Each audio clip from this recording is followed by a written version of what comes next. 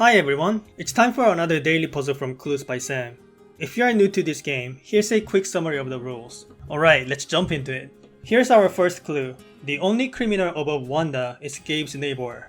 There's only one criminal among these four people, and Rose is the only one that is not Gabe's neighbor. We can mark Rose as innocent. Next clue reveals that there's one criminal and one innocent between Chris and Rose. Again, there's supposed to be only one criminal above Wanda, so we know that Chris cannot be a criminal. Now we can mark Vicky as a criminal. There are 4 innocents in column B. We know that either Hank or Mark is a criminal, so Wanda must be innocent. The next step is pretty tricky. Look at Chris' clue.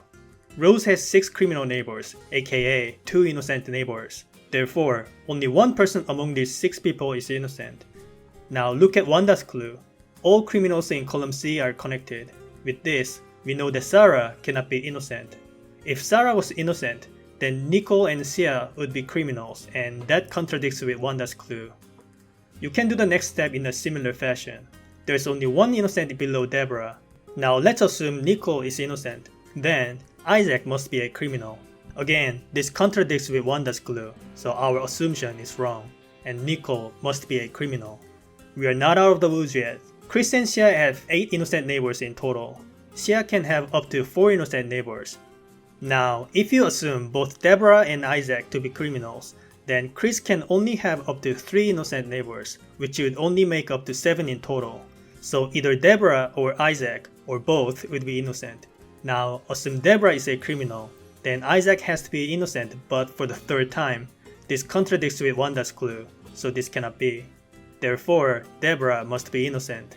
Chris and Rose have 6 innocent neighbors in total. We know that Rose has 2 innocent neighbors, so Chris must have 4. But we also know that Chris and Sia have 8 innocent neighbors in total, so Sia must have 4 innocent neighbors. We can mark Zoe as innocent. Exactly 2 innocents in row 2 are neighboring Chris, so there are 2 innocents among these 3 people. Remember that Chris has 4 innocent neighbors. Mark Ben as innocent. Gabe and Sia have 7 innocent neighbors in total. Sia has 4, and Gabe already has 3.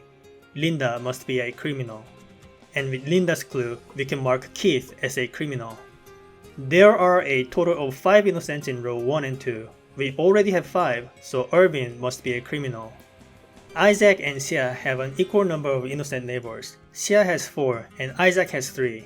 Olivia should be the 4th. Ben has only 1 criminal neighbor.